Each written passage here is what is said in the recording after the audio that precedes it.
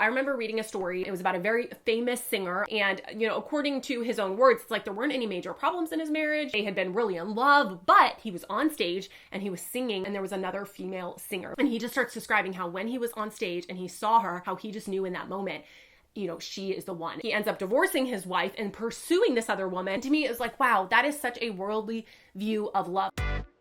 What's up, sisterhood? It's Bethany and Kristen.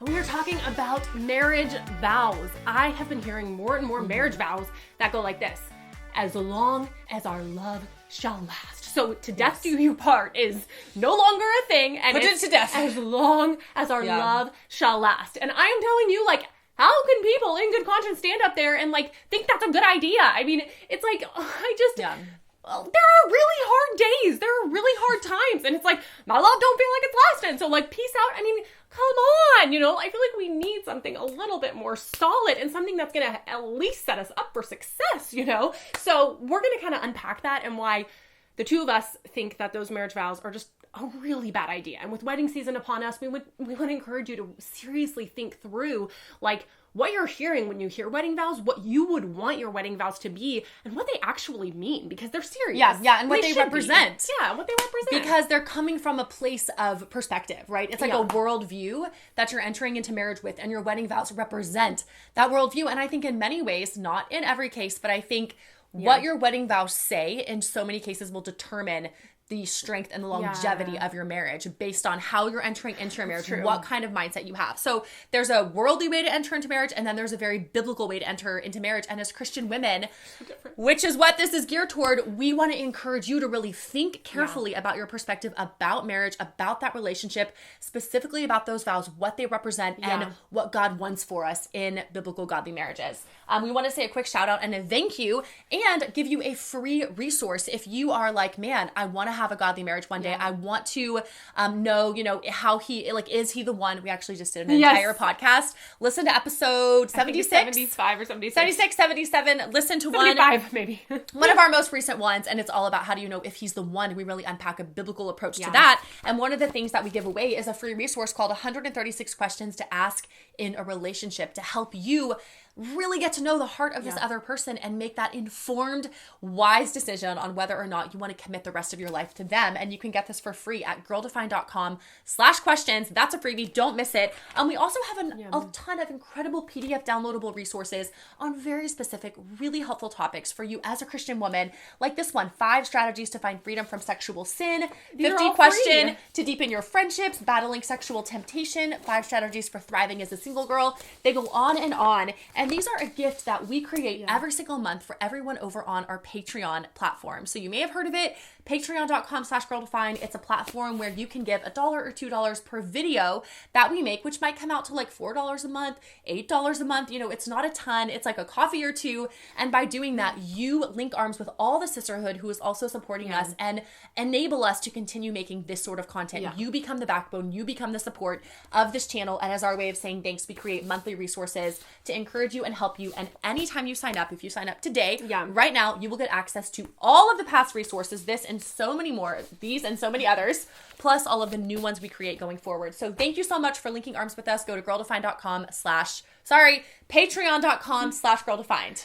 Okay, so I'm going to share a story that is the epitome of what happens when you go into marriage with this idea of as long as our love shall last. Or if you go into marriage, as long, till death do us part, but really in your heart, you're and with a million caveats, with a million things that, oh no, the marriage will end if this happens. So I remember reading a story.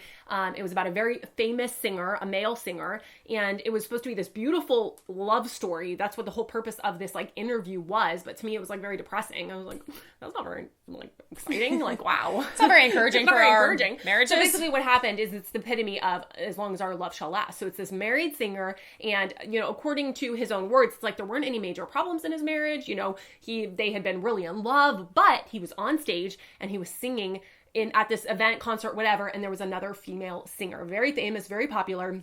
And he just starts describing how when he was on stage and he saw her sing, and they started talking and communicating, how he just knew in that moment, you know, she is the one. She is my soulmate. The woman that I'm married to now, she's been a part of my journey, but our love is no longer. Like, I am now moving towards this other woman. And so long story short, he ends up divorcing his wife and pursuing this other woman, and years later ends up marrying her. And the article was supposed to be this beautiful telling of like, wow, you know, how some people are in our life for a season and they may just be there to propel us towards our true soulmate, and look at what a cute couple they are. And they were just gushing over this.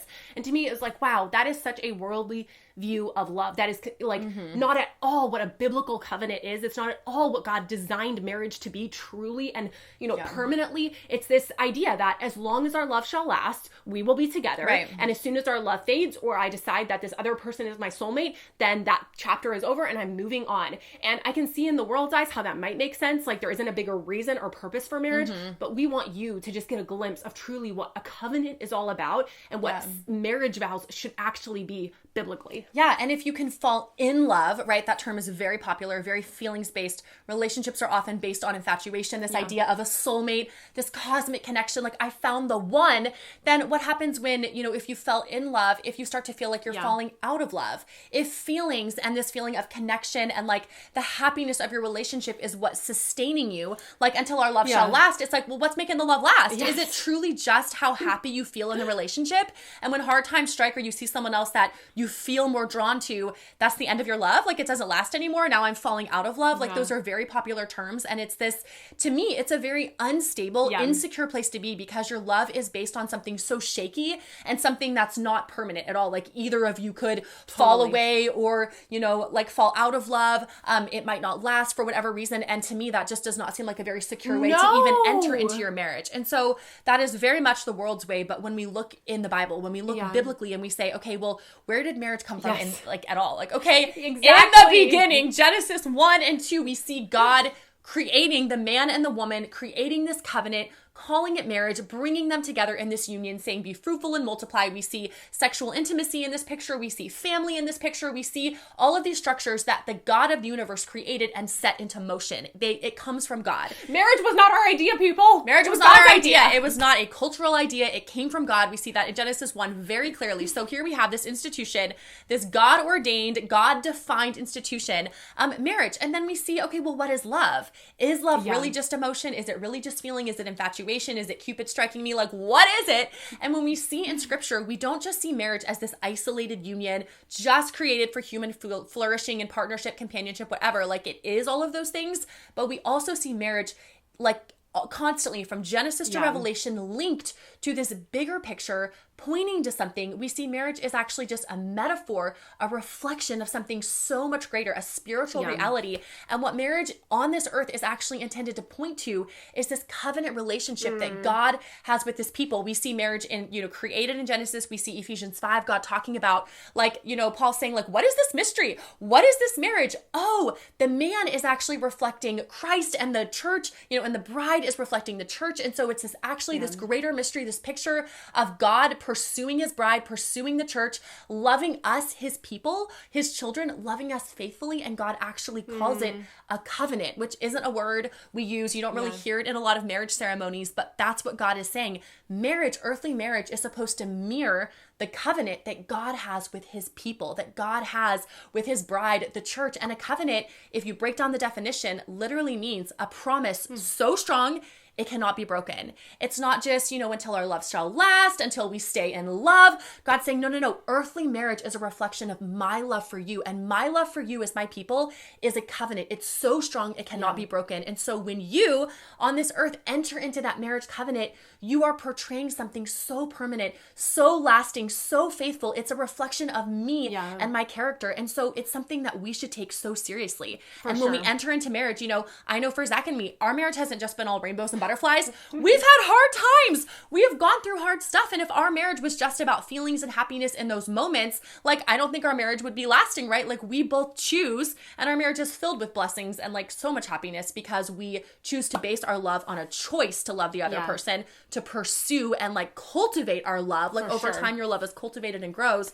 It's not just based on feelings, but if it was, like, I don't know where we'd be. I don't know where you and Dave would be. Like, well, and I think it would do Christians, like, it would really help them if they actually sat through and thought through, okay, what am I genuinely committing to and entering into this covenant? Because I think we would, we don't say, like, we say, yes, I really would do until death do us part. But let's be honest, like, what about when he's driving you crazy and, like, annoying the heck out of you? Like, are you really committed to that covenant then?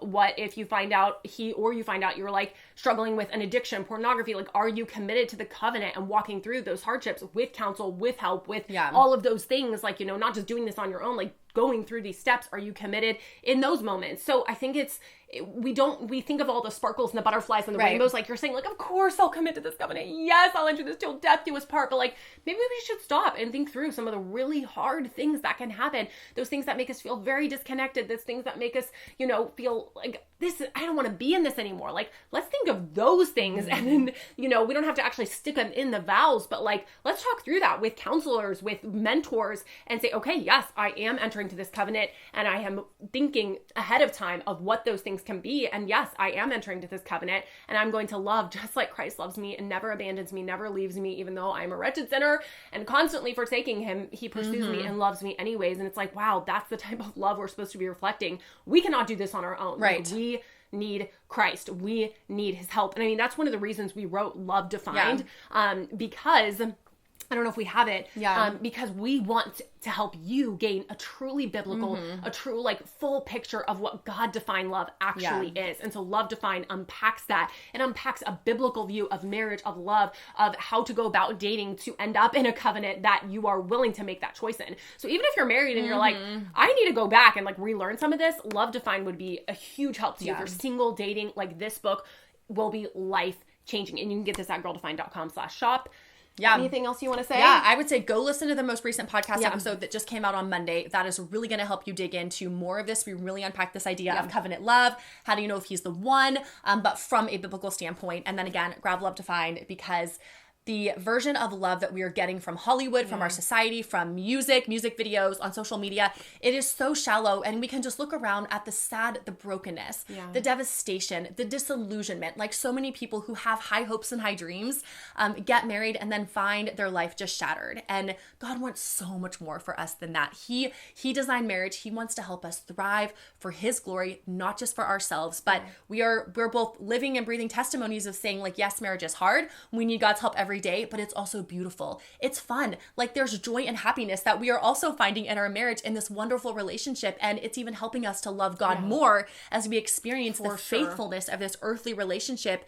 It's helping us even more to see the faithfulness of God to us. And, like, what an incredible God that we serve. So marriage can be so much more than the brokenness that we see all around us, and God can help us get there. So grab a copy of Love Defined to learn more about God-defined love. And we love you guys so much. Come hang out with us over on Instagram at Girl Defined if you're not already there. And that's where we do a lot of commenting and chatting about these topics. But we'll see y'all next time.